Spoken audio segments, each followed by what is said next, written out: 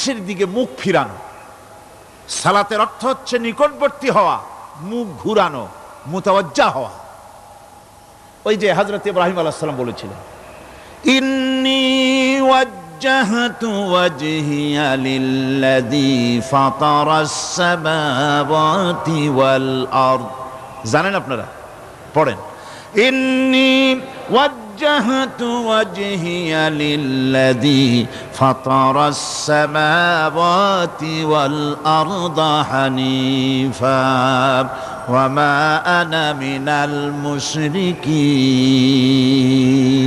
নিশ্চয় আমার মুখ ঘুরায় দিলাম কার দিকে?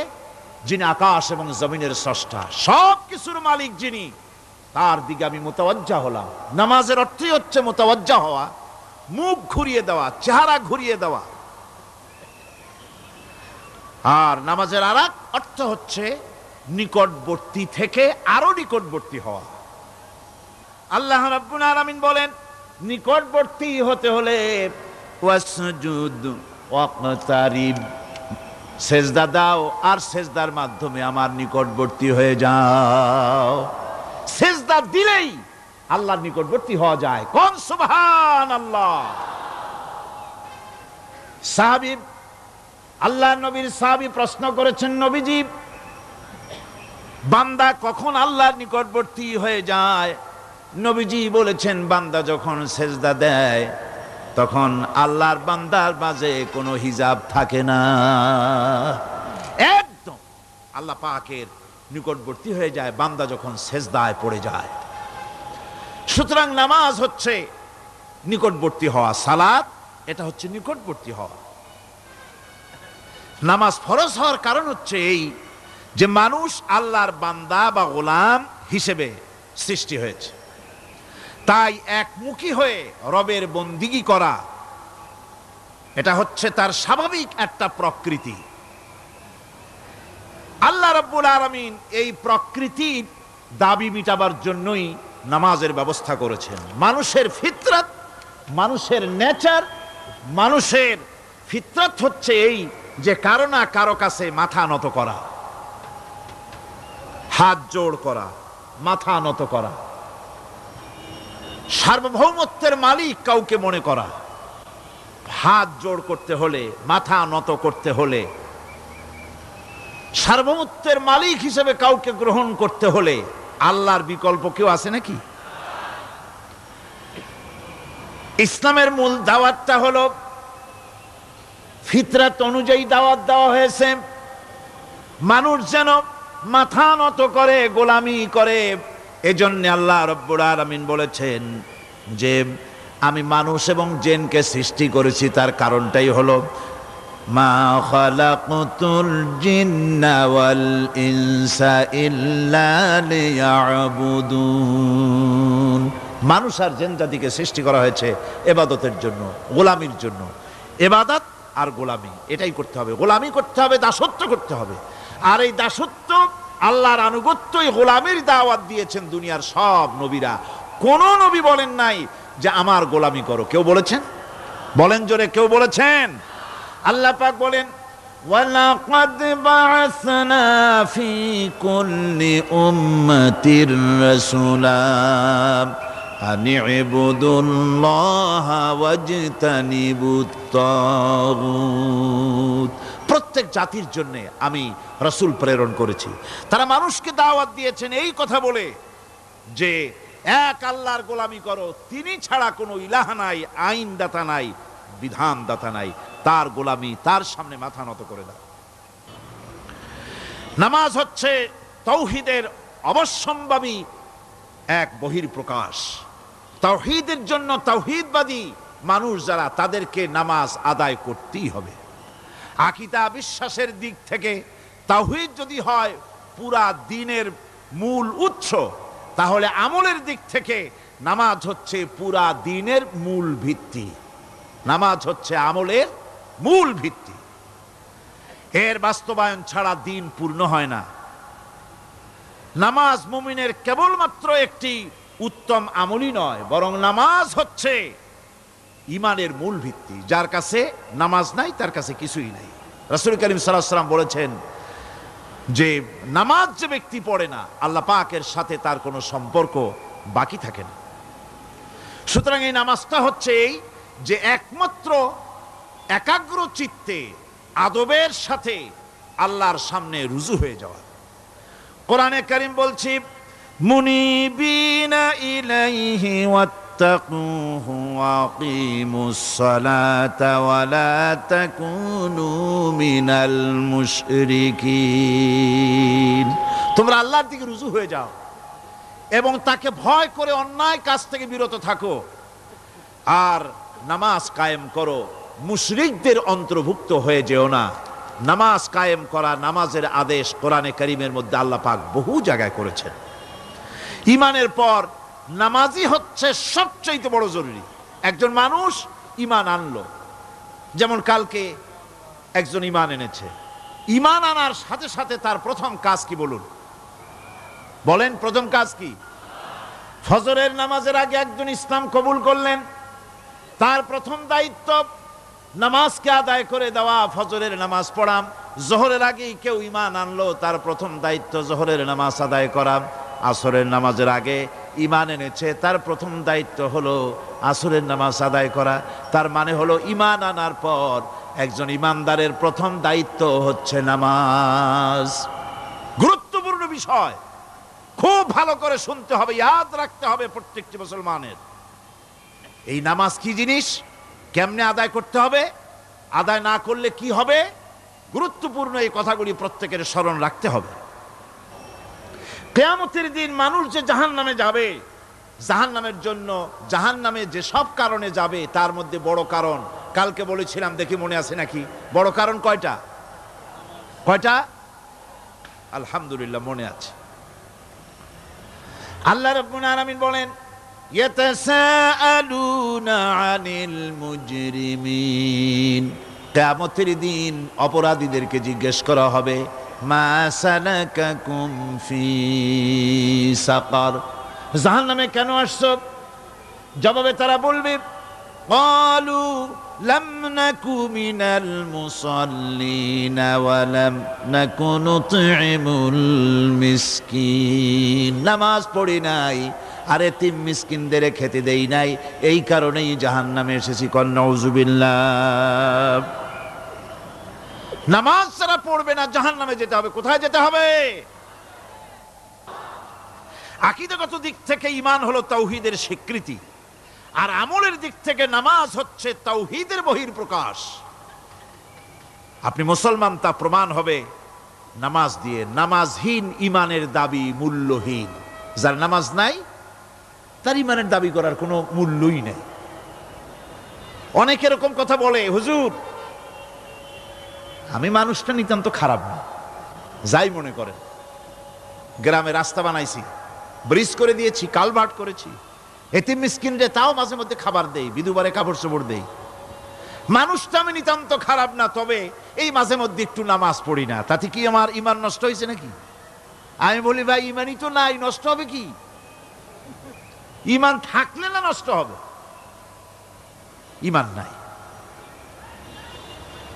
সুতরাং একজন মুসলমান যদি নামাজ না পড়ে, নিজেকে মুসলমান বলে দাবি করার কোনো হক তার নাই,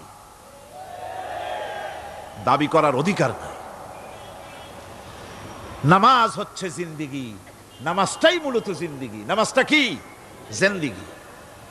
আল্লাহ রাব্বুল আলামিন শিখাচ্ছেন, কুল ইন্না সালাতি ওয়া নুসুকি ওয়া মাহইয়ায়া ওয়া মামাতি লিল্লাহি রাব্বিল আলামিন। মুহাব্বতের সাথে সবাই পড়েন, কুল ইন্না সালাতি ওয়া নুসুকি ওয়া মাহইয়ায়া ওয়া মামাতি লিল্লাহি রাব্বিল আলামিন। বলো আমার নামাজ, বলো আমার নামাজ, আমার কোরবানি, আমার হায়াত, আমার মত সবকিছুই আল্লাহ রব্বুল আলামিনের জন্য নিবেদিত। আমার বেঁচে থাকা, আমার মরে যাওয়া সব আল্লাহর জন্য। সে আল্লাহ রব্বুল আলামিন, তার জন্য সবকিছু নিবেদিত করতে হবে। আল্লাহ পাকের গোলাম আমাদের বানিয়েছেন, আল্লাহ আমাদের গোলামি করা লাগবে। আর গোলামির নমুনা যাকাত দিয়া, হজ দিয়া, দান দিয়া, সদকা দিয়া, কোন জিনিস দিয়ে নামাজের মতো গোলামির উৎকৃষ্ট প্রমাণ বা নমুনা আর কিছুতে নাই। আমি যে গোলাম তার উৎকৃষ্ট প্রমাণ হচ্ছে নামাজ। নামাজেই একটা মানুষ গোলামির অনুভূতিতে তাকে নিয়ে যায়।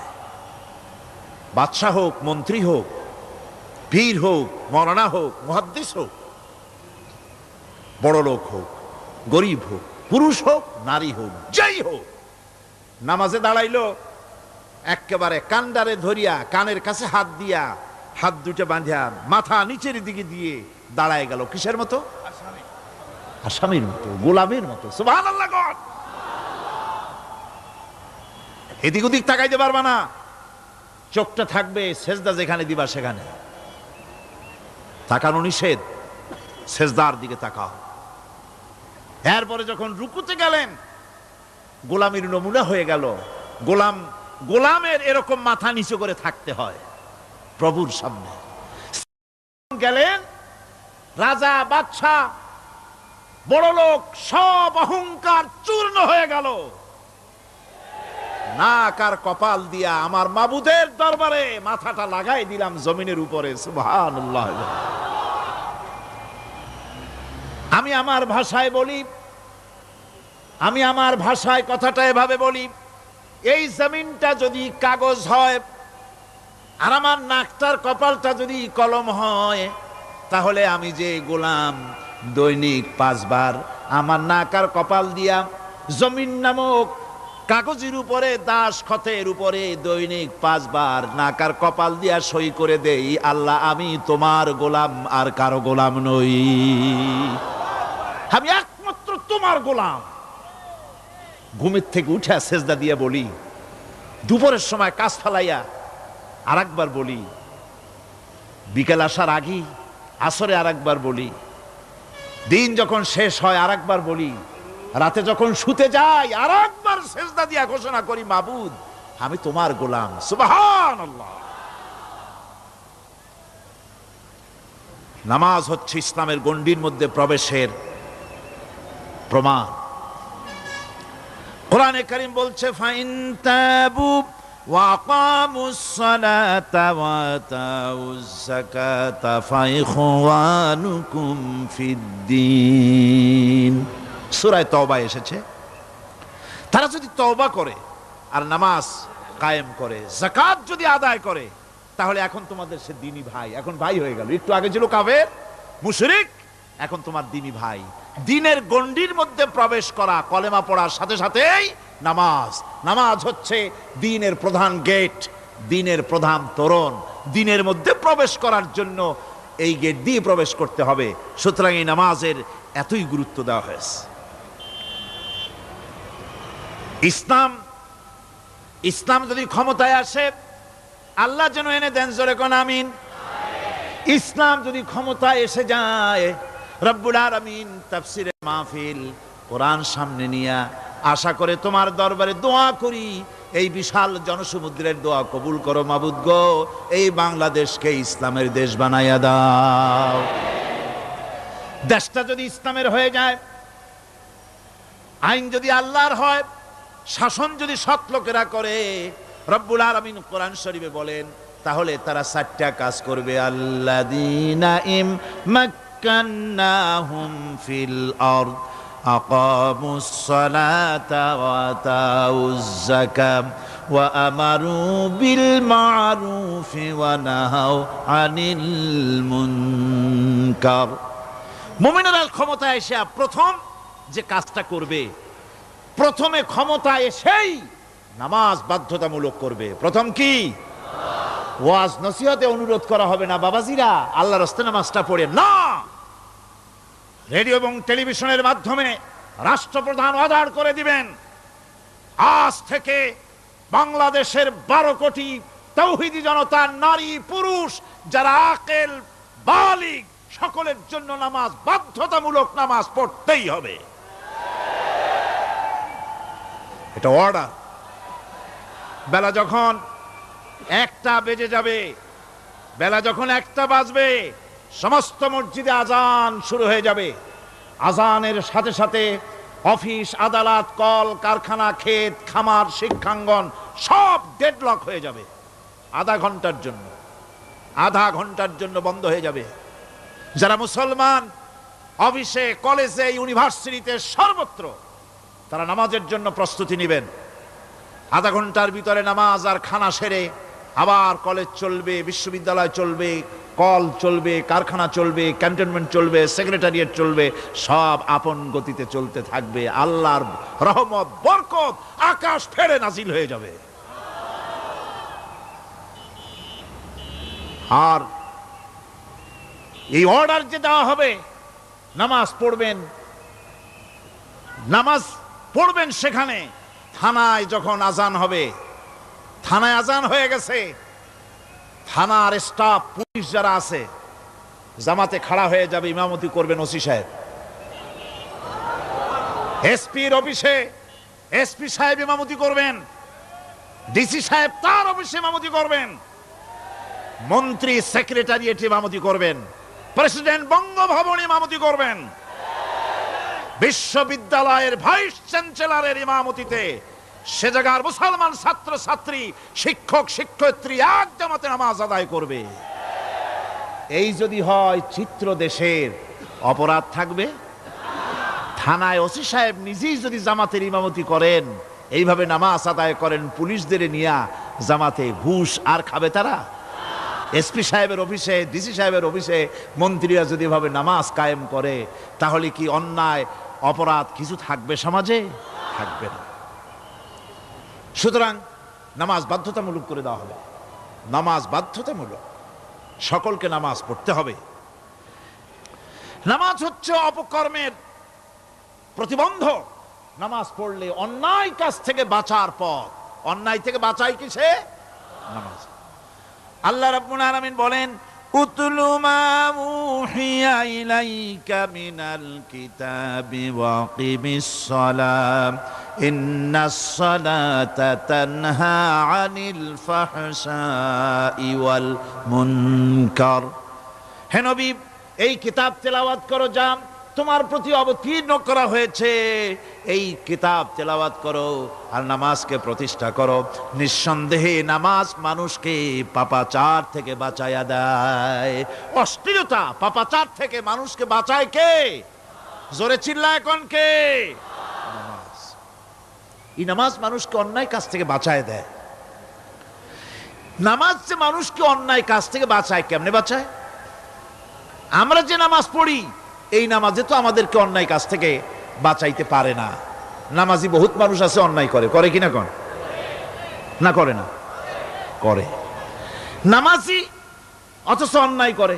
আর আল্লাহ বলছেন নামাজিকে, নামাজ তাকে অশ্লীলতা থেকে ফিরায়। তাহলে কথা কারটা ঠিক? আল্লাহরটা। জোরে বলেন, কারটা ঠিক?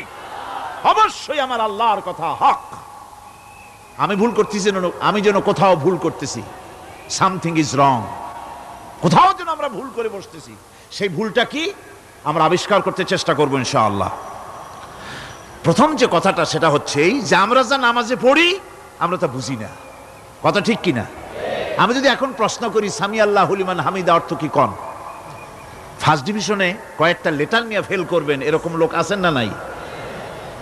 সুবহান রাব্বিয়াল আলা অর্থ কি জানি না, সুবহান রাব্বিয়াল আযীমের অর্থ কি জানি না, দোয়া কুনুত অর্থ কি জানি না, তাশাহুদ অর্থ কি জানি না, সূরা ফাতিহার অর্থ কি জানি না, এমন কি উযুর মধ্যে কয়টা ফরজ তাও অনেকের জানা নাই। কথা কি বেশি বললাম না ঠিক বলছি? একজনে জিজ্ঞেস করলো, মিয়া উযুতে কয় ফরজ? কয় হুজুর কি মনে করেন এটা বুঝি জানি না, এটা তো সাধারণ ব্যাপার, বলেন না কয় ফরজ? কয় উযুতে তো 17 ফরজ। কি কি? কয় হাত ধোয়া, পাও ধোয়া, মুখ ধোয়া, নাক ধোয়া, চোখ ধোয়া, জিহ্বা ধোয়া, মাথা ধোয়া। বলতে বলতে গুনে দেখা গেল প্রায় 19টার মতো বলছে।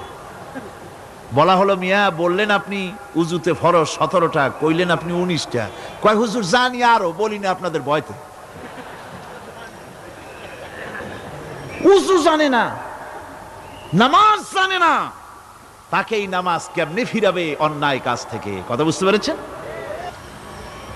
নামাজে আল্লাহু আকবার বললাম, এরপরে সানা পড়লাম, তারপরে সূরা ফাতিহা পড়লাম।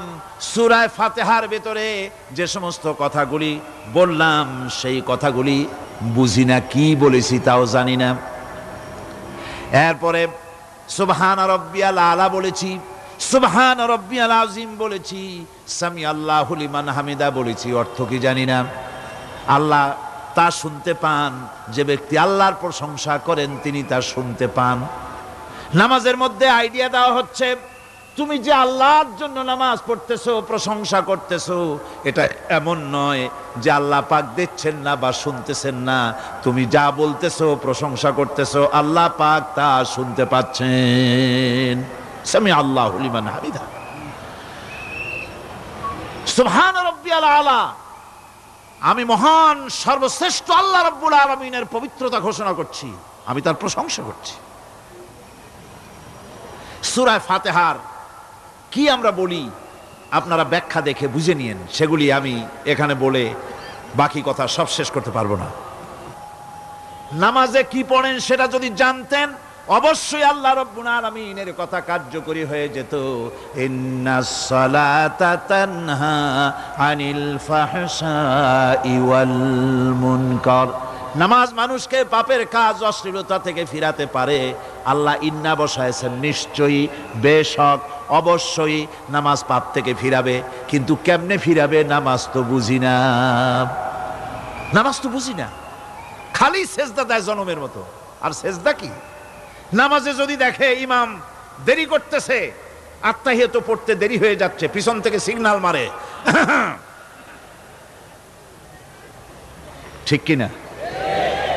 বেয়াদব, বেয়াদব। তোমার নামাজ, তোমার আত্তাহিয়াত আগে শেষ হয়েছে, তাতে কি হয়েছে? চুপ করে বসে থাকো। ইমামকে কাশি দিয়া সতর্ক করার অধিকার তোমার নাই। যদি ইমামকে সতর্ক করার জন্য কাশি দিয়ে থাকো, তোমার নামাজ ফাসেদ হয়ে যাবে।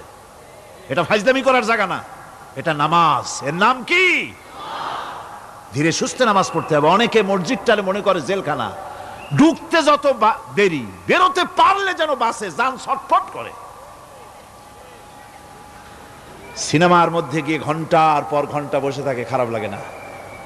মসজিদে কেরাত যদি একটু লম্বা পড়ে, পিছনে বসে খালি কি যে করে, মনে মনে বলতে থাকে যে ইমাম এমন কাঁচা ছাড়া ছাড়ি না।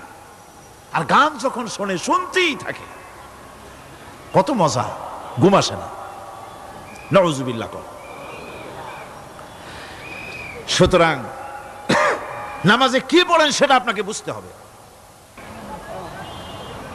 সঠিকভাবে নামাজ পড়ার পরও যদি কোনো মানুষের সঠিকভাবে, ভালো করে শোনেন, সঠিকভাবে নামাজ পড়ার পরেও যদি কোনো মানুষ পাপের থেকে না ফেরে, তাহলে বুঝতে হবে একথা, পানি আর সাবান দিয়া কাপড় ধুলে কাপড়ের ময়লা যাবে, কিন্তু পানি আর সাবান দিয়া কয়লা জনমের মতো ধুইলেও কয়লার ময়লা যাবে না। কথা বুঝে আসছে? এর থেকে আর উত্তম দৃষ্টান্ত আমার কাছে নাই। নামাজ পড়ার পরেও যদি চরিত্র ভালো না হয়, বুঝতে হবে নামাজ হচ্ছে না, কাঙ্ক্ষিত মানের নামাজ আদায় হচ্ছে না। আল্লাহর নবী বলেছেন, যার নামাজ পাপ কাজ হতে ফিরাতে পারলো না, তার নামাজ নামাজি নয়। আবার শুনুন, রাসূল বলছেন, যার নামাজ তাকে পাপের কাজ থেকে ফিরাতে পারলো না, তার নামাজ নামাজ নয়। ওইটা নামাজ হয় নাই, যার জন্য তার পাপ থেকে তারে ফিরাইতে পারছে না। আর কিয়ামতের দিন বেনামাজিরা সবচাইতে বেশি অপমানিত হবে। সবচাইতে বেশি অপমানিত হবে কারা? বেনামাজিরা। কিভাবে? ইয়াউমা ইউকশাফু আন সাকিন ওয়া ইউদআউনা ইলাস সুজুদি ফালা ইস্তাতিউন। সেদিন কঠিন সময়, আল্লাহ রাব্বুল আলামিন লোকদেরকে সিজদা করার জন্য বলবেন, কিন্তু যারা বেনামাজি ছিল দুনিয়ায়, তারা সিজদা দিতে পারবে না। বলেন নাউযুবিল্লাহ। অবস্থাটা কি হবে? খাশিআতান আবসারুহুম তারহাকুহুম যিল্লাহ তাদের দৃষ্টি নিচু হবে, লাঞ্ছনা এবং অপমান তাদের উপরে চেপে বসবে, সেজদা দিতে পারবে না। আল্লাহ আমাদেরকে ক্ষমা করুন। কিয়ামতের দিন হযরত আদম আলাইহিস সালাম থেকে শুরু করে পৃথিবীর সমস্ত মানুষের সামনে আল্লাহ রাব্বুল আলামিন সেজদা করার জন্য অর্ডার করবেন। যারা নাকি বেনামাজি, ওরা আল্লাহর দরবারে সেদিন সেজদা দিতে পারবে না, লাঞ্ছিত অপমানিত হবে। যারা কোন নাউজুবিল্লাহ।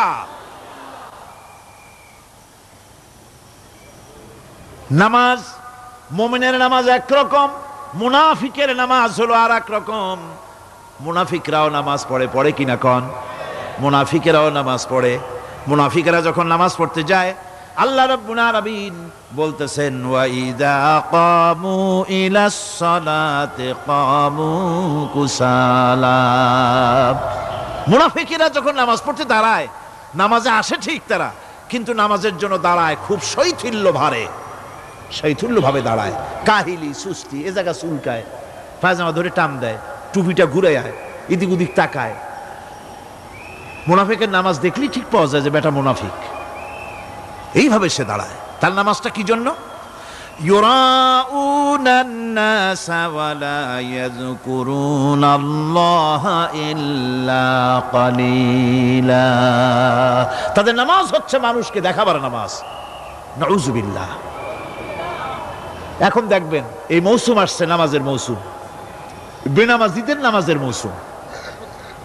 জনসভা হচ্ছে, নির্বাচন আসতেছে, নামাজে রক্ত হয়ে গেছে, তাড়াতাড়ি আজান হয়ে গেল, টুপি না থাকলে রুমাল একটা মাথায় দিল, উজু আছে কি না আছে, আল্লাহু আকবার, যা আছে কপালে হয়ে যাক।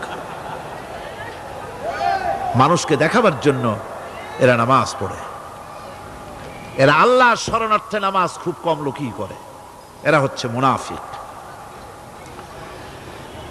দুনিয়া এবং আখিরাতে কল্যাণের জন্য একমাত্র মাধ্যম হচ্ছে নামাজ। দুনিয়াও যদি কল্যাণ চাই, আখিরাতেও যদি কল্যাণ চাই, তাহলে এর জন্য কি করতে হবে? কি করতে হবে? আমার কথা নয়, আল্লাহ রাব্বুল আলামিনের কথা শুনুন। রব্বুল আলামিন বলেন ক্বাদ আফলাহাল মুমিনুন আল্লাযীনা হুম ফি সালাতিহিম খাশিউন ওয়াল্লাযীনা হুম লিয-যাকাতি ফাঈলুন ওয়াল্লাযীনা হুম লিফুরুজিহিম হাফিজুন। নিশ্চিতভাবে সেই সব মুমিন কল্যাণ লাভ করবে, নিশ্চিতভাবে। তারা হচ্ছে ওই সব লোক যারা নিজেদের নামাজ ভীতি মিশ্রিত বিনয়ভাবে, ভীতি মিশ্রিত অবস্থায় বিনয়ের সাথে যারা নামাজ আদায় করে, যারা বেহুদা কাজ থেকে বিরত থাকে, যারা যাকাতের পন্থায় কর্মতৎপর হয়, আর যারা নিজের লজ্জাস্থানকে হেফাজত করে।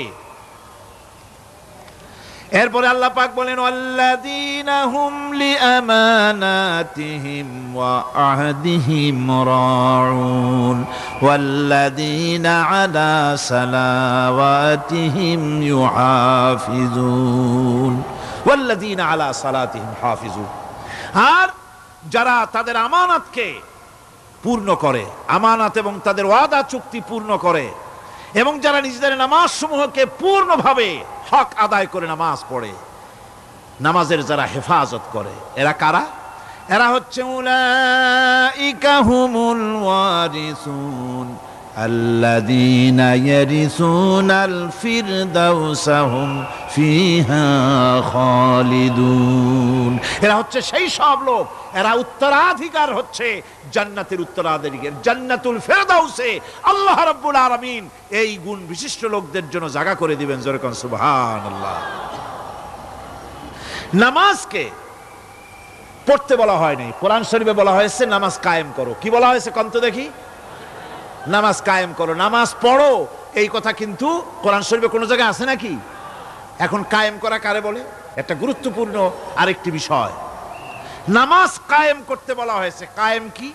কায়েমটা হচ্ছে দৃষ্টান্ত স্বরূপ বলা যায় যে জিনিসটা সমাজে প্রতিষ্ঠিত আছে ওইটারে বলে কায়েম হওয়া, আর যেটা প্রতিষ্ঠিত নাই ওটা কায়েম নাই।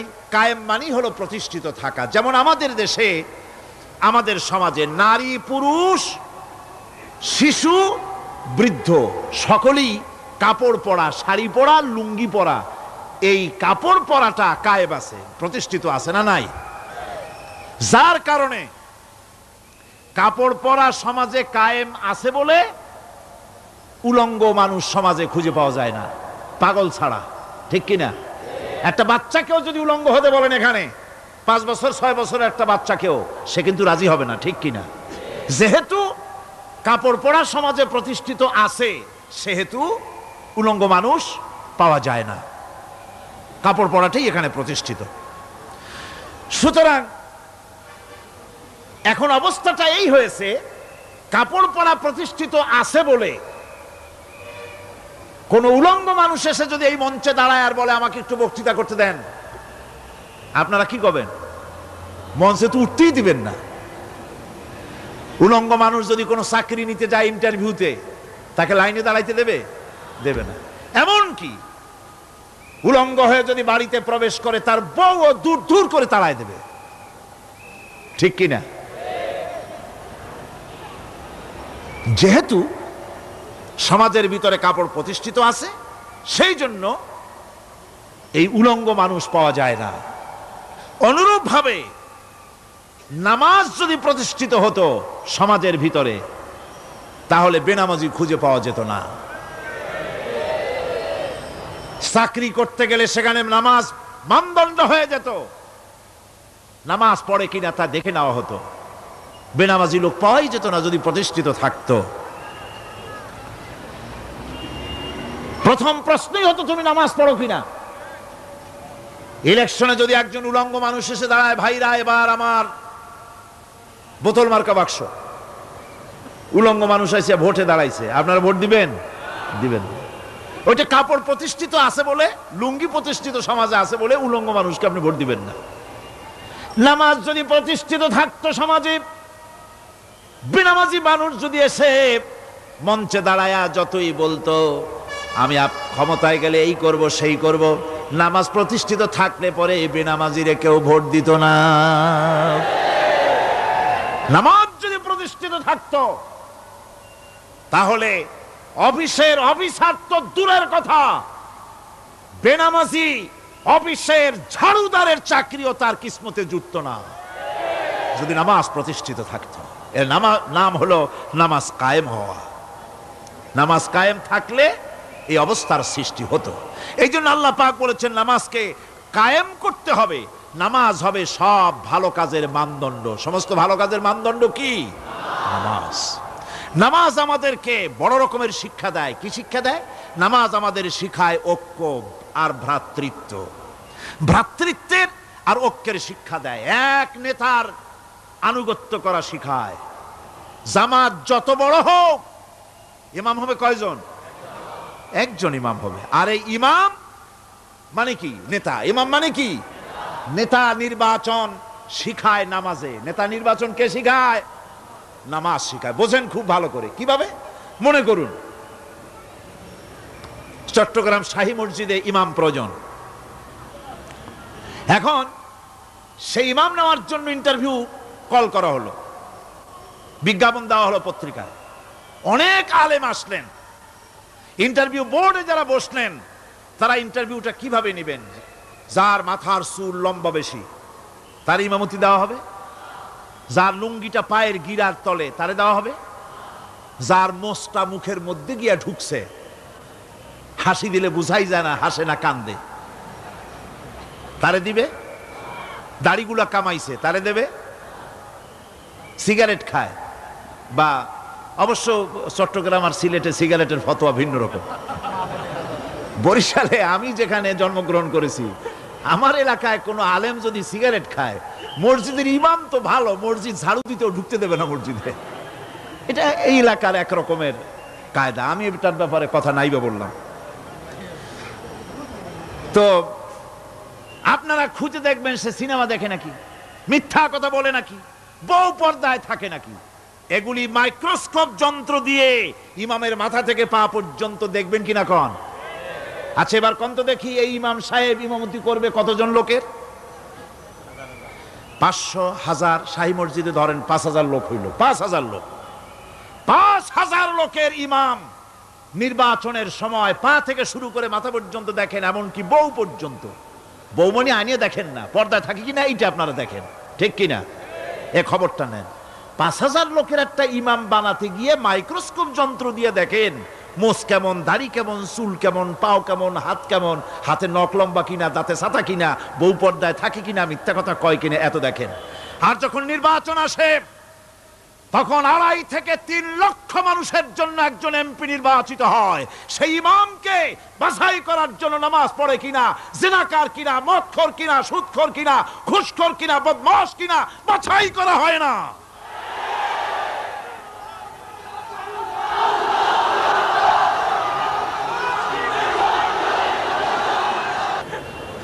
নামাজ আমাদেরকে এটা শিখায় ইমাম কেমনে বানাইতে হবে। কোন সুবহানাল্লাহ। নামাজ ঐক্য শিখায়, নামাজ ভ্রাতৃত্ব শিখায়, নামাজ পারস্পরিক মহব্বত শিখায়, নামাজ নেতা কেমন হওয়া উচিত, নেতা নির্বাচন শিখায়। আবার নেতা ভুল করলে তার ভুল বলা যাবে না, এরকম হতে পারবে না। নামাজের ভিতরে ইমাম যদি ভুল করলেন, আপনি লোকমা দিবেন, সুবহানাল্লাহ, আল্লাহু আকবার বলবেন। যদি তিনি সংশোধন না হলেন আবার দেন, তাতেও সংশোধন হলো না আবার দেন। 3 বার লোকমা দেওয়ার পর যদি ভুল সংশোধন না করে নামাজ ছেড়ে দেন, ইমামকে বের করে দেন, নতুন ইমাম নিয়োগ করেন। যারা ক্ষমতায় যাবে, আপনি রাষ্ট্রের ইমাম যারে বানাবেন, সেই রাষ্ট্রীয় ইমাম যদি জনগণের ইচ্ছার বিরুদ্ধে যদি চলে, 1 বার লোকমান দেন, 2 বার লোকমান দেন, 3 বার দেন, তারপরেও যদি না নামে, ঘাট ধরে নামে না। নামাজ আপনাকে নেতা নির্বাচন, নেতাকে প্রতিষ্ঠিত রাখা, নেতার আনুগত্য আপনাকে শেখায়। নামাজ লাইন সোজা করে দাঁড়াতে হবে। লাইন যদি বাঁকা করেন, আপনার কলজেটা ওরকম বাঁকা হয়ে যাবে। কোন নাউযুবিল্লাহ। নামাজের কাতারে যার কারণে নামাজের কাতার বাঁকা হবে, পুরা কাতারের জন্য আল্লাহর কাছে ওই লোকটা দায়ী হয়ে যাবে। নামাজ শৃঙ্খলা শিখায়। সুবহানাল্লাহ কইতে ইচ্ছা করে না? নামাজ শৃঙ্খলা শিখায়, শৃঙ্খলা বোধ শিখায়, সোজা হয়ে দাঁড়ায়। তারপরে ঐক্য এবং মহব্বত শিখায়। নামাজের ভিতরে যখন দাঁড়ায় গেলেন, আমির দাঁড়ালো, ফকির দাঁড়ালো, মন্ত্রী দাঁড়ালো, তার ড্রাইভারও দাঁড়ায় গেল, একই কাতারে দাঁড়ায় গেছে। নামাজ পড়তে গিয়ে ড্রাইভারের পাও গিয়ে লেগেছে মন্ত্রীর গায়ে। নামাজ শেষ হওয়ার পর মন্ত্রীর বাবার ক্ষমতা নাই এ কথা বলার যে, বেটা ড্রাইভার সলিমুদ্দি, তোর পাও লেগেছে আমার পায়ে, তোর চাকরি সুদ্ধা দোজকে পাঠায় দেব। পারবে বলতে? পারবে না। মিয়া মন্ত্রী সাহেব, এটা তোমার সেক্রেটারিয়েট না, এটা আল্লাহর ঘর। এটা কার ঘর? এক হি সব মে খড়ে হো গয়ে মাহমুদ ও আয়াজ, এক হি সব মে খড়ে হো গয়ে महमूद आयाज, न कोई बंदा रहा न कोई बंदा नवाज। একই কাতারে দাঁড়িয়ে গেছে সম্রাট মাহমুদ আর চাকর আয়াজ। এখন সম্রাট মাহমুদও নাই, চাকর আয়াজও নাই, সম্রাট আর চাকর দুজনই আল্লাহ পাকের গোলাম হয়ে গিয়েছে। তুমি মসজিদে এসেছো, তুমি আল্লাহর গোলাম। কার গোলাম? আল্লাহ পাকের গোলাম। এই জিনিস শিখায় নামাজ। নামাজ শিখায় মানুষকে পাঞ্চুয়ালিটি, নিয়মানুবর্তিতা, সময়ের জ্ঞান শিখায় নামাজ। নামাজ মানুষে কি শিখায়? আল্লাহ রাব্বুল আলামিন বলছেন, ইন্নাস সালাতা কানাত আলাল মুমিনিনা কিতাবাম মাওকুতা। নিঃসন্দেহে নামাজ মুমিনদের নিয়মানুবর্তিতার সাথে ফরজ করা হয়েছে, তাদের উপরে নিয়মানুবর্তিতার উপরেই, সময়ের উপরে নামাজকে ফরজ করা হয়েছে। আপনার আন্দাজ মতো আপনি পড়তে পারবেন না, সময় মতো পড়তে হবে, আউয়াল ওয়াক্তে পড়তে হবে। আমার দেশের মসজিদগুলিতে ফজরের নামাজ পড়া হয় এমন সময় পূর্ব দিক ফর্সা হয়ে যায়। ইমাম সাহেব যদি ভুল করেন, নামাজ যদি দোহরাতে যান, তাহলে সূর্য উদয় হয়ে যাবে, এমন অবস্থা। নামাজ এত দেরিতে পড়া হয়। প্রত্যেক ওয়াক্তের নামাজ আউয়াল ওয়াক্তে পড়ার জন্য রাসূল সাল্লাল্লাহু আলাইহি ওয়াসাল্লাম তাগিদ করেছেন। সময়ের দিকে লক্ষ্য রাখতে বলা হয়েছে। যেই জাতির, লক্ষ্য করুন, যে জাতির দৈনিক 5 বার টাইমলি অক্ত মতো সময় মতো নামাজ আদায় করতে হয়, দুর্ভাগ্যজনক সত্য সেই জাতির কাছে সময়ের কোনো দাম নাই। সময়ের দাম নাই। 9টার গাড়ি কয়টা আসবে? 9টার গাড়ি কয়টা আসবে? একদিন দেখা গেল সত্যি 9টার সময় এসে গেছে। যাত্রীরা বলছে মাশাআল্লাহ, অন্তত একটা দিন তো 9টার সময় আসলো। স্টেশন মাস্টার বলছে না, খুশি হওয়ার কারণ নাই, আজকের না, এটা গতকালকেরটা। আমার আমেরিকার সফরের সময়, যে বাড়িতে আমি আমেরিকায় থাকি, কুইন্স এলাকায়, নিউ ইয়র্ক সিটিতে, সে বাড়িওয়ালা চাকরি করে। সে আমাকে বলল 10টি বছর আমি একটা ট্রেনে যাতায়াত করি। সে বলছে রাত 3:45 ট্রেনটা আসে, ওই ট্রেনে চড়ে সে তার কর্মস্থলে যায়। বলল 10টা বছর আমি এখানে আছি, 10 বছরের ভিতরে এই ট্রেনটা 1 মিনিটের জন্য এদিক ওদিক করলো না, ঠিক 3:45 এসে হাজির হয়ে গেছে। ঝড় হোক, বৃষ্টি হোক, স্নো পড়ুক, বরফ পড়ুক, টাইমলি চলতেছে। দুনিয়ায় ভিন্ন জাতিরা যে উন্নতি করে তার পেছনে সময়ের জ্ঞান তাদের অনেক বেশি আমাদের থেকে, কথা ঠিক কিনা? আমাদের সময়ের জ্ঞান নাই, সময়ের কোনো মূল্য আমরা দেই না। 2টার সময় মিটিং হবে, মন্ত্রী সাহেব আসেন 5টার সময়, ঠিক কিনা? বক্তৃতার জন্য সময় দেওয়া হয়েছে 20 মিনিট, নাহমাদু অনুসল্লি আলা কইয়া সুর দিয়া 35 মিনিট গেছে নাহমাদু কইতে কইতে। সময় 20 মিনিট, তা তার মনেই নেই। এই যে সময়ের জ্ঞান নাই, এটা ব্যর্থতা। নামাজ মানুষকে সময়ের জ্ঞান শিখায়, কোন আলহামদুলিল্লাহ। এই সময়ের জ্ঞান আমাদেরকে শিখতে হবে। এবার আমি আপনাদের সামনে বলতে চাই, আল্লাহর নবী জনাবে মুহাম্মদ রাসূলুল্লাহ সাল্লাল্লাহু আলাইহি ওয়াসাল্লাম নামাজের ব্যাপারে কি বলছেন। এতক্ষণ তো আল্লাহর কথা শোনালাম, কার কথা শোনাইছে? আমার আল্লাহর নবী বলেন, নবীকে প্রশ্ন করা হলো, ইয়া রাসূলুল্লাহ আইয়ু শাইইন আহাব্বু ইনদাল্লাহি ফিল ইসলাম, ইসলামের মধ্যে আল্লাহর কাছে কোন জিনিসটা বেশি প্রিয়? আল্লাহর কাছে ইসলামের কোন জিনিসটা বেশি প্রিয়? হুজুর বললেন আস-সালাতু লিওয়াক্তিহা, মান তারাকা সালাতান ফালা দীনা লাহু ওয়াস-সালাতু ইমাদুদ্দিন। আল্লাহর কাছে সবচাইতে বেশি প্রিয় হচ্ছে নামাজ। সবচাইতে প্রিয় কি? নামাজ। ওয়াক্ত মতো নামাজ আদায় করা আল্লাহ পাকের বেশি প্রিয়। আর এই নামাজ হচ্ছে দ্বীনের খুঁটি। এটা দ্বীনের কি খুঁটি? এই যে খুঁটিগুলো আছে, খুঁটিগুলো ফালাই দিলে তারপরে আপনার এই প্যান্ডেল থাকবে? থাকবে না। বিল্ডিং এর পিলার ভেঙে দেন, বিল্ডিং টিকবে? ঘরের খুঁটিগুলি উড়ায় ফেলেন, ঘর টিকবে? টিকবে না। দ্বীনের খুঁটি হচ্ছে নামাজ। লা দীনা লিমান লা সালাতা লাহু, যার কাছে দ্বীন নাই, যার কাছে নামাজ নাই, তার কাছে কি নাই? দ্বীন নাই, ঈমান নাই। আল্লাহর নবী বলেছেন, ওয়ান জাবিরিন রাদিয়াল্লাহু তাআলা আনহু قال قال رسول الله صلى الله عليه وسلم بين العبد وبين الكفر ترك الصلاة। আল্লাহ পাকের নবী বলেন, আল্লাহর বান্দার মুমিন, আল্লাহর বান্দার কাফের, দুইজনের মধ্যে পার্থক্য হলো, যে ব্যক্তি নামাজ পড়ে সে আল্লাহর গোলাম, যে নামাজ পড়ে না সে কাফের হয়ে গেল। যে নামাজ পড়লো না সে কাফের হয়ে গেল।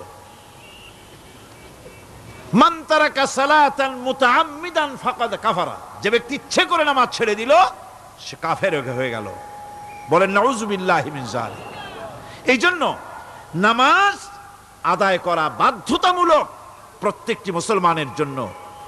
রাসূল করিম সাল্লাল্লাহু আলাইহি সাল্লাম একটা দৃষ্টান্ত দিয়েছেন, কারো বাড়ির সামনে যদি একটা নাহার থাকে, একটা পুকুর থাকে, একটা খাল থাকে প্রবাহিত, এতে যদি ওই বাড়িওয়ালা দৈনিক 5 বার গোসল করে, তাহলে তার গায়ে কি কোনো ময়লা থাকে? হুজুর, সাহাবীরা বললেন না হুজুর, থাকে না। হুজুর বলেন এটাই হলো নামাজের দৃষ্টান্ত। 5 ওয়াক্ত নামাজ যে আদায় করবে সে গুনাহ থেকে আল্লাহ পাক তাকে পবিত্র করে দিবেন। সুবহানাল্লাহি ওয়া বিহামদিহি। আমার ভাইয়েরা, নামাজ পড়লে পরে এক জুমা থেকে আর এক জুমা পর্যন্ত মানুষ যে সমস্ত গুনাহ করে, কবিরা গুনাহগুলি বাদে, শিরক আর কবিরা গুনাহগুলি বাদে যত গুনাহ আছে তার কাফারা হয়ে যায়। নামাজ যে সঠিকভাবে আদায় করবে, এই নামাজটা একটা কঠিন কাজ। নামাজটা কি কাজ? কে বলতেছেন কথা? আল্লাহ পাক। ওয়া ইন্নাহা লাকাবীরাতুন ইল্লা আলাল খাশিঈন। নামাজ একটা ভারী জিনিস, একটা কঠিন জিনিস। কাদের জন্য কঠিন নয়? যারা নাকি আল্লাহ পাককে ভয় করে। আল্লাযীনা ইয়াযুন্নুনা আন্নাহুম মুলাকু রাব্বিহিম ওয়া আন্নাহুম ইলাইহি রাজিউন। যারা নাকি একথা মনের ভিতরে ধারণা করে যে আল্লাহ রাব্বুল আলামিনের দরবারে আমার হাজির হওয়া লাগবে, মোলাকাত করা লাগবে, এই চিন্তা যারা করে তাদের জন্য নামাজ মোটেই কষ্টকর নয়, নামাজ মোটেই তাদের জন্য অসহনীয় নয়, বোঝা নয়, ভার নয়। তারা নামাজ আদায় ঠিকই করবে। এই জন্যে বিবি বাল বাচ্চা সকলকে নামাজের জন্য তাগিদ করতে হবে। যত ভাই এখানে এসেছেন নিজেরা পড়বেন, বিবি বাল বাচ্চাকে তাকিদ করবেন। আল্লাহ পাক বলছেন ওয়ানজির আশীরাতাকাল আকরাবিন, তোমার নিকটবর্তী যারা আছে তাদেরকে তুমি আল্লাহর ভয় দেখাও, নামাজের জন্য তাদেরকে বলো, আল্লাহর ভয় তাদের অন্তঃকরণের মধ্যে সৃষ্টি করে দাও। আর এই নামাজ পড়তে হবে জামাতের সাথে। নামাজ পড়তে হবে কিছুর সাথে? জামাতের সাথে। রাসূল করিম সাল্লাল্লাহু আলাইহি ওয়াসাল্লাম বলছেন, হুজুরের কাছে, আল্লাহর নবীর কাছে হযরতে আবু হুরায়রা রাদিয়াল্লাহু তাআলা আনহু হাদিসটি বর্ণনা করেছেন। হুজুরের কাছে একজন অন্ধ লোক এলো। সেই অন্ধ লোক এসে বললেন, হুজুর আমি তো চোখে দেখি না, জামাতের যে গুরুত্বের কথা আপনি বললেন, আমাকে কি রুখসত দেওয়া যায় নাকি?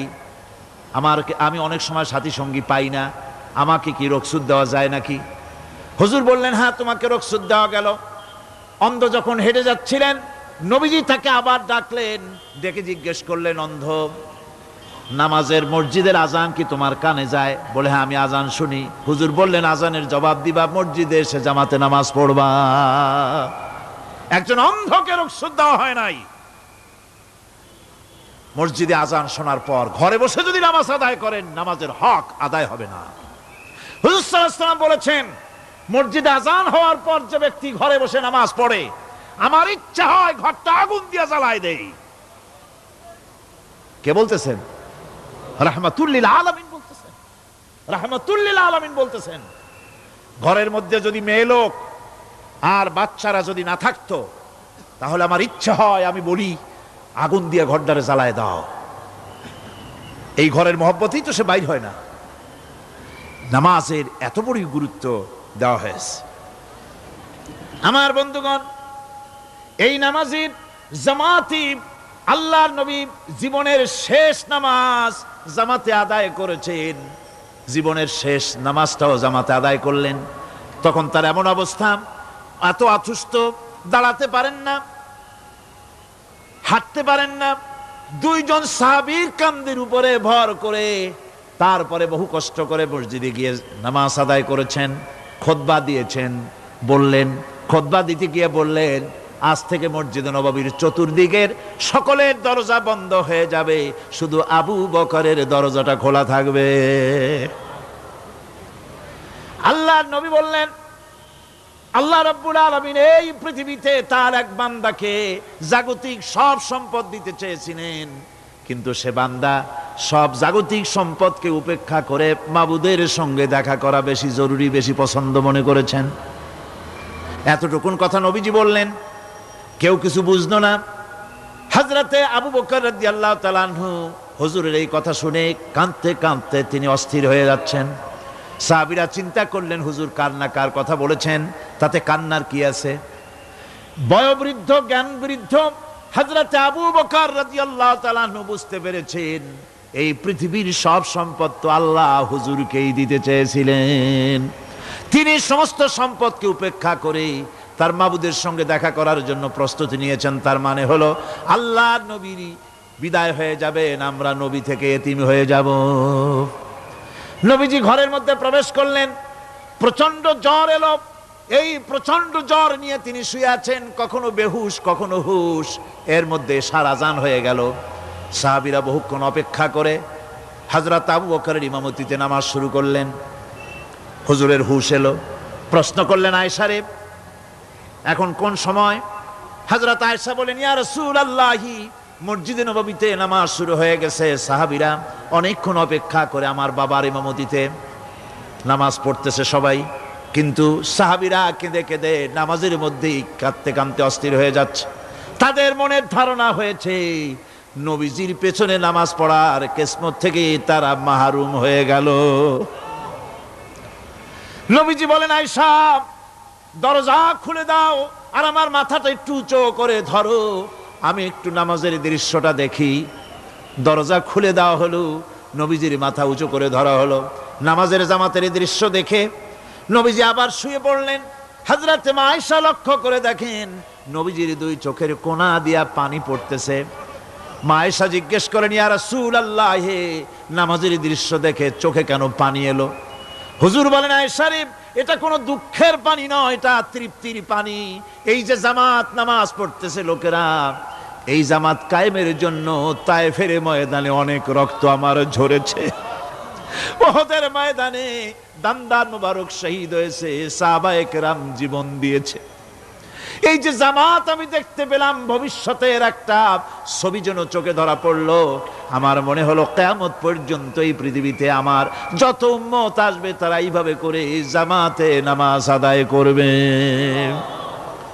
নবীজির মাথার কাছে মালাকুল মউত যখন এসে গেছেন, আমার ভাইরা, এই পৃথিবীতে যত নবীরা এসেছিলেন মৃত্যুর সময় সমস্ত নবীরা শেষ কথা যেটা বলেছেন, হাদিস, সমস্ত নবীরা উম্মতের জন্য মৃত্যুর মুহূর্তে শেষ কথা যেটা বলেছেন সেটা হলো আসসালাত, আসসালাত, নামাজ, নামাজ। আমার নবী যখন বিদায় হয়ে যান, বিদায় মুহূর্তে মেয়ের কথা বললেন না, কলিজার টুকরা নাতির কথা বললেন না, জামাইয়ের কথা বললেন না, স্ত্রীর কথা বললেন না, মৃত্যুর সময় শেষ কথা বললেন আসসালাত, আসসালাত ওয়া মা মালাকাত আইমানুকুম, নামাজ, নামাজ, আমার উম্মতেরা নামাজ, আমার উম্মতেরা নামাজ ছেড়ে দিও না, নামাজ। যেই নবী উম্মতের জন্য এত কাঁদলেন, নামাজের জন্য এত কথা বলে গেলেন, আল্লাহ রাব্বুল আলামিন নামাজের জন্য এত নির্দেশ করলেন, নবীজি ইন্তেকালের সময় নামাজের কথা বলে দিলেন, সেই মুসলমান আজ নামাজ আদায় করে না, নামাজ পড়ে তো নামাজ শুদ্ধ হয় না। হযরতে হুযায়ফা রাদিয়াল্লাহু তাআলা আনহু তিনি একবার ইয়েমেন সফর করেছিলেন, এক মসজিদে নামাজ পড়লেন, একজনকে তিনি নামাজ পড়তে দেখলেন, নামাজ পড়তে দেখে তিনি অপেক্ষা করলেন, লোকটার নামাজ হয়ে যাওয়ার পর তিনি প্রশ্ন করলেন, আল্লাহর বান্দা, তুমি কতদিন এরকমের নামাজ পড়তেছ? তিনি বললেন, প্রায় 40 বছর তো হবে আমি এরকম নামাজ পড়তেছি। হযরতে হুযায়ফা বলেন, তুমি কি আমারে চেনো? কয়, না, চিনি না। হযরত হুযায়ফা বললেন, আল্লাহর বান্দা শোনো, আমি হচ্ছি আল্লাহর নবী মুহাম্মদুর রাসূলুল্লাহ সাল্লাল্লাহু আলাইহি সাল্লামের সাহাবী হুযায়ফা। ও আল্লাহর বান্দা, তুমি যেভাবে নামাজ পড়েছো এইরকম যদি 40 বছর নামাজ পড়ে থাকো, আল্লাহর কসম করে বলি, নবীজি যে নামাজ শিখাইছেন তোমার সে নামাজ হয় নাই, রাসূলুল্লাহর নামাজ হয় নাই। নামাজ পড়লেই হবে না, রাসূলুল্লাহ বলেছেন, সাল্লু কামা রাআইতুমুনি উসাল্লি, নামাজ পড়ো সেইভাবে যেভাবে আমারে পড়তে দেখো। বিশ্বাস করুন ভাইরা, নামাজ যদি না হয়, হরতাল করিয়া, মিছিল করিয়া, বিক্ষোভ করিয়া, যে কোনো আন্দোলন করে ইসলামকে বিজয়ী করা যাবে না যতক্ষণ পর্যন্ত নামাজ সহি না হবে। নামাজ হচ্ছে ফাউন্ডেশন, নামাজ নাই কিচ্ছু নাই। ঠুকঠাক করে দুইটা সেজদা দিয়ে উঠে যাবেন, আপনার ইসলামী আন্দোলনের 4 পয়সার দাম নাই। নামাজ আগে, জিহাদের ময়দানেও নামাজ, যেখানে আছেন ওখানেই নামাজ পড়তে হবে, আর তা পড়তে হবে আদবের সাথে, মুহাব্বতের সাথে। আপনারা বিরক্ত হচ্ছেন না তো? হাদিস শরীফ থেকে শোনাচ্ছি, আল্লাহর নবী এক জিহাদ থেকে ফিরে এসেছেন, রাত কাটাচ্ছেন, শিবির তাবু গেড়েছেন, কয়েকজনকে পাহারার দায়িত্ব দিলেন রাতের বেলায় পাহারা দিতে। বাই রুটেশন, 2 জন ঘুমাবে, 2 জন পাহারা দেবে। 2 জনের ভাগ্যে পাহারা পড়লো রাত 12টার পরে, পাহারা দিতেছেন। 2 জনের একজন বলল, 2 জন জেগে না থেকে আমরা একজন ঘুমাই, একজন পাহারা দেই, কোনো অসুবিধা হলে আমার উঠায় দিও। বলে ঠিক আছে। একজন ঘুমায় গেল, একজন পাহারা দিতেছে। তিনি আবার মনে করলেন খামোখা দাঁড়ায় না থেকে সময়টা নামাজের মধ্যে কাটায় দেই। তিনি নামাজ পড়া শুরু করে দিলেন। দুশমন এসে গেছে। দুশমন দূরে দেখতেছে, একটা গাছের মতো দেখা যায়, অন্ধকারে মানুষ না গাছ বোঝার জন্য তীর নিক্ষেপ করলো। তীরটা এসে তার বাম হাতের ভিতরে বাহুতে ঢুকে গেল। নামাজ ছাড়লেন না। এরপরে দুশমন আর একটা তীর মারল, সেই তীরটার ডান বাহুতে লেগে গেল। সাহাবী তাড়াতাড়ি রুকুতে গিয়ে নামাজ আদায় করলেন। আর ওই দুশমন বুঝতে পারলো যেটা মানুষ। দুশমন দৌড় দিল। নামাজ শেষ করে সাথীকে উঠালেন। সাথী উঠে দেখে দুই দিকে দুই তীর বসানো। ভাই, তোমার গায়ে তীর কেন? বললেন, আপনি যখন ঘুমায় গেলেন আমি ভাবলাম খামোখা দাঁড়ায় থেকে সময় নষ্ট না করে সময়টা নামাজের মধ্যে কাটাই। নামাজ পড়তেছিলাম, তীর আসলো বাম দিকে, কিন্তু নামাজে এত মজা পাচ্ছিলাম তেলাওয়াতে, তীর ঢুকেছে আমি খেয়াল করি নাই। আবার আর একটা তীর ঢুকেছে আমি খেয়াল করি নাই। দ্বিতীয় তীরটা যখন ঢুকলো মনে মনে ভাবলাম তৃতীয় আর একটা তীর এসে যদি আমার বুকের মধ্যে ঢুকে যায় আর আমি যদি শহীদ হয়ে যাই, নবীজি আক্রান্ত হয়ে যাবেন, এই চিন্তা না আসলে জীবন গেলেও নামাজ ছেড়ে দিতাম না। আবার জীবনটা গেলেও নামাজ ছেড়ে দিতাম না, এত মজা লাগতেছিল। নামাজ, নামাজ, এই নামাজ হচ্ছে মুসলমানদের সবচেয়ে বড় জিনিস। নামাজ হয় না, নামাজ যত পড়া হয় অধিকাংশ নামাজ হয় না। নামাজের ভিতরে তাদিল আর কাম, তাদিল করা ওয়াজিব। যতক্ষণ দাঁড়িয়ে থাকবেন, রুকুতে থাকবেন, যতক্ষণ দাঁড়ায় থাকবেন ততক্ষণ অন্তত এক তাসবিহ পরিমাণ তো বটেই। যদি তা না হয়, রুকুত থেকে দাঁড়ালেন, সেজদায় চলে গেলেন, ওয়াজিব তরক হলো। সো সেজদা দিলেন না, নামাজ ফাসেদ হয়ে গেল, নষ্ট হয়ে গেল নামাজ। এটা পাগলামি না। নামাজ সহিভাবে আদায় করতে হবে। নামাজ থেকে দাঁড়াবেন, রুকুত থেকে দাঁড়ায় গেলেন, বলবেন রব্বানা লাকাল হামদ। কোন রব্বানা লাকাল হামদ হামদান কাসীরান তাইয়্যিবান মুবারাকান ফিহি। একজন সাহাবী এই দোয়াটা পড়ছিলেন। নামাজ শেষ করে আল্লাহর নবী প্রশ্ন করলেন, নামাজের ভিতরে অতিরিক্ত এই কথাগুলি কে বলেছো? সাহাবী ভয় পেয়ে গেলেন। ভয় ভয় তিনি বললেন, হুজুর আমি বলেছি। হুজুর বললেন, তুমি জানো না আমি নবী, তুমি নবী না, আমি যা দেখি তুমি দেখতে পাও না। তুমি যখন এই দোয়াটা পড়তেছিলে আমি লক্ষ্য করেছিলাম আল্লাহর রহমতের ফেরেশতারা প্রতিযোগিতা করতেছিল তোমার আমল নামায় কে কত বেশি নেকি লিখবে। রুকুতে দাঁড়ায়া এটা পড়বেন। সেজদায় চলে যাবেন, দুই সেজদার মাঝখানে ততক্ষণ বসে থাকবেন যতক্ষণ একটা সেজদার ভিতরে ছিলেন। পড়বেন আল্লাহুম্মা গফিরলি ওয়ারহামনি ওয়াহদিনি ওয়াফিনি ওয়ারজুকনি। নামাজের মধ্যে দোয়া করতেছেন, আল্লাহ আমারে ক্ষমা করে দাও। সব দোয়া সব হুজুরের। আমাকে ক্ষমা করো, আমাকে হেদায়েত দাও, আমাকে সুস্থ করো, আমাকে রহম করো, আমাকে রিজিক দাও। কাউ সুবহানাল্লাহ। নামাজের ভিতরে দোয়া কবুলের সময়, নামাজের সেজদার ভিতরে দোয়া কবুল হয়। এইভাবে করে রাসূল করিম সাল্লাল্লাহু আলাইহি ওয়াসাল্লামের নামাজটা কেমন হাক্কানি উলামাদের কাছ থেকে জেনে নেবেন। যেহেতু হুজুর বলেছেন সাল্লু কামা রাআইতুমুনি উসাল্লি, নামাজ পড়ো সেইভাবে যেভাবে আমাকে পড়তে দেখো। নামাজের ভিতরে একাগ্রতা লাগবে, ভালোবাসা লাগবে, ভয় লাগবে, মুহাব্বত লাগবে। পরিপূর্ণ সময় নিয়ে শান্তিপূর্ণভাবে নামাজ পড়তে হবে। আর যত তাড়াহুড়া সব হচ্ছে নামাজের মধ্যে, ঠিক কিনা ভাইরা? রাসূল করিম সাল্লাল্লাহু আলাইহি ওয়াসাল্লামের যে নামাজ, হুজুর যেভাবে নামাজ পড়েছেন হাদিসে যা পাওয়া যায়, হাদিসে বুখারীতে সব আছে, দেখে নেবেন, সেইভাবে নামাজটা আদায় করে নেবেন। কিয়ামতের দিন আল্লাহ রাব্বুল আলামিন সর্বপ্রথম বান্দাকে প্রশ্ন করবেন কি? বুখারী শরীফে এসেছে, আন আবি হুরায়রা রাদিয়াল্লাহু তাআলা قال سمعت رسول الله صلى الله عليه وسلم يقول إنما يحاسب به العبد يوم القيامة من عمله صلاته। বুখারী শরীফের হাদিস। আল্লাহ রাব্বুল আলামিনের নবী বলেন, হযরত আবু হুরায়রা হাদিস খানা বর্ণনা করেছেন, তিনি বলেন যে আমি রাসূলের মুখে শুনেছি কিয়ামতের দিন আল্লাহ রাব্বুল আলামিন সর্বপ্রথম তার বান্দার কাছে প্রশ্ন করবেন, বান্দা নামাজ আদায় করেছিলি কিনা? নামাজ সর্বপ্রথম প্রশ্ন। যেরকম সর্বপ্রথম প্রশ্নটা কি? নামাজ। এই নামাজ আপনার বাচ্চাদেরকে যখন 7 বছর বয়স হবে নামাজের হুকুম করবেন। 10 বছরে নামাজ না পড়লে প্রহার করতে বলা হয়েছে।